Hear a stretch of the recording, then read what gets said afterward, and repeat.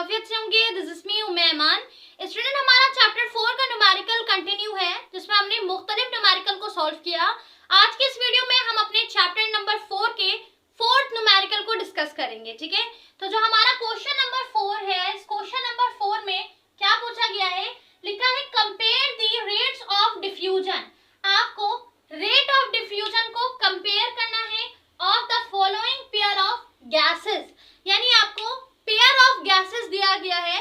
इस pair of gases पे आपको क्या निकालना है, रेट ऑफ डिफ्यूजन का कंपैरिजन करना है। सही। अच्छा, अब हमारे पास जो पहला पेयर है गैसेस का वो है H2 एंड D2। H2 हमारे पास हो गया हाइड्रोजन एंड D2, D हमारे पास जो है वो हाइड्रोजन का एक आइसोटोप्स है ड्यूटेरियम। सही है, तो ये दोनों गैस हमें मालूम है और इन दोनों गैस के दरमियान रेट ऑफ डिफ्यूजन का क्या कंपैरिजन है हमें ये बताना है। सही। अच्छा, रेट ऑफ डिफ्यूजन का जो हमारे पास जर्नल फॉर्मूला है, उस फॉर्मूले की मदद से हम इसे सॉल्व करेंगे।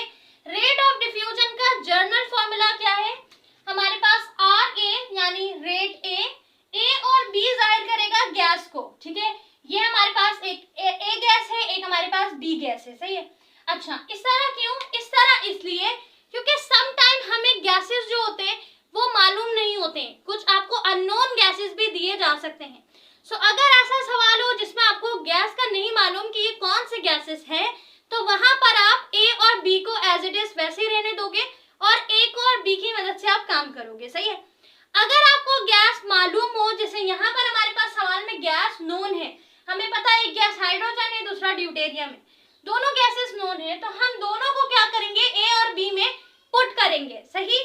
अच्छा, अब सवाल ये बनता है कि A हमारे पास कौन से उसमें जाएगा, यानी जो हमारे पास हाइड्रोजन गैस है वो A में पुट करेंगे या B में, ड्यूटेरियम को A में करेंगे या B में, हमें नहीं मालूम।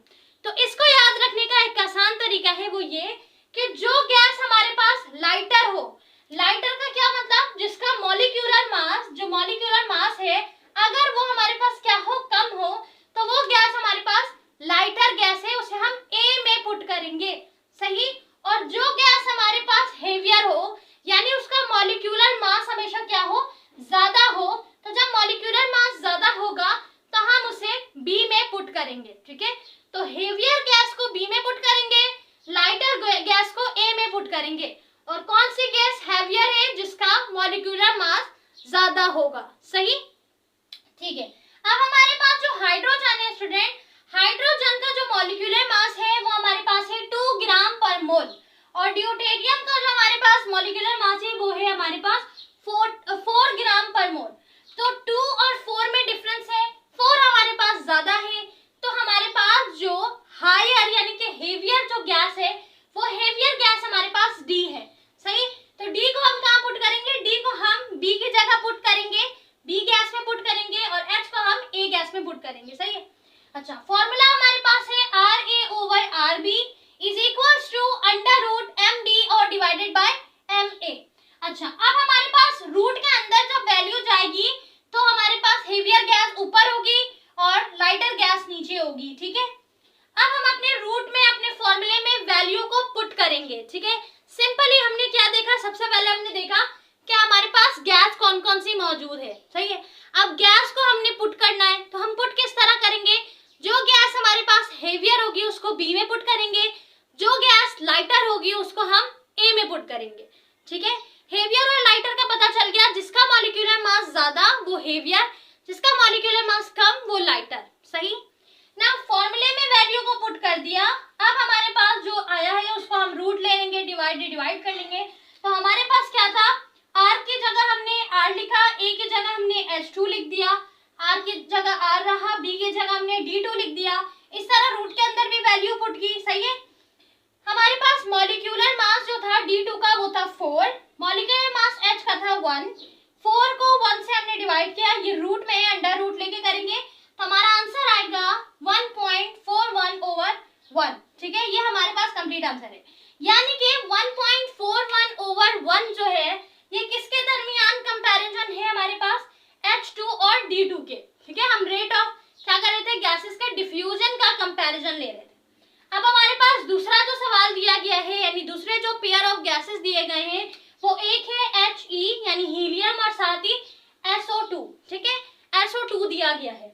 अब सबसे पहले हीलियम का अगर हम एटॉमिक मास या मॉलिक्यूलर मास देखें तो हीलियम का हमारे पास जो होता है मास वो सिंपली क्या होता है, हीलियम का हमारे पास हो गया 4। ना हमारे पास जो SO2 का है, SO2 का अगर हम निकालें तो S का एटॉमिक मास होता है 32, प्लस करेंगे ऑक्सीजन के एटॉमिक मास को जो कि है 16, लेकिन ऑक्सीजन 2 दफा मौजूद है, 16 को 2 से मल्टीप्लाई किया, ये हो गया हमारे पास प्लस करने के बाद 64। तो SO2 की वैल्यू हमें मिली, मॉलिक्यूलर मास मिला 64। नाउ 64 को हम पुट कर देंगे SO2 की जगह और हम क्या करेंगे स्टूडेंट, हमारे पास हीलियम है, अच्छा यहाँ पर आएगा हीलियम, ठीक है। इस चीज का आपने ख्याल रखना है कि पहले जो हमारे पास Ra ओवर Rb है, इसमें हम Ra की जगह क्या पुट करेंगे, जो हमारे पास लाइटर हो, सही, और Rb की जगह हम उसे वो पुट करेंगे जो हमारे पास हेवियर गैस हो, सही है। तो 4 और 64 के दरमियान बहुत डिफरेंस है, 64 ज्यादा है तो हमारे पास 64 यानी SO2 हायर गैस है, हेवियर गैस है, तो उसे हम बी में पुट करेंगे। तो इस तरह हमने पुट कर दिया। अच्छा 64 को डिवाइड किया 4 के साथ अंडर रूट में, तो हमारे पास क्या आंसर आया 4/1, ठीक है। आप कैंसिल आउट भी कर सकते हैं, मैंने 4 की टेबल से कैंसिल आउट किया, 4 1 जा 4 और साथ ही 4 16 जा 64। नाउ बचा हमारे पास 16 और 4, 4 1 जा 4, 4 4 जा 16, तो हमारे पास 4/1 अंडर रूट, ये हमारे पास कंपैरिजन निकला है He का और SO2 का, ठीक है। अच्छा आपकी बुक में एक और सवाल भी दिया गया है, तो उसने वो आप सॉल्व करें, प्रैक्टिस करें ताकि आपको क्लियर हो जाए। फॉर्मूला हम यही इस्तेमाल करेंगे, अगर गैस मालूम हो तब भी, नहीं मालूम हो तब भी, ठीक है। गैस मालूम होगी तो सिंपली हम पुट करेंगे हेवियर को बी में, लाइटर को ए में, अगर गैस मालूम नहीं हो तो ए बी को ही रखकर हम अपना काम करेंगे, सही है। आई होप कि न्यूमेरिकल आपको क्लियर हो गया होगा। इस न्यूमेरिकल से रिलेटेड कोई भी सवाल हो तो आप कमेंट में पूछ सकते हैं। Thank you so much for watching. Allah Hafiz.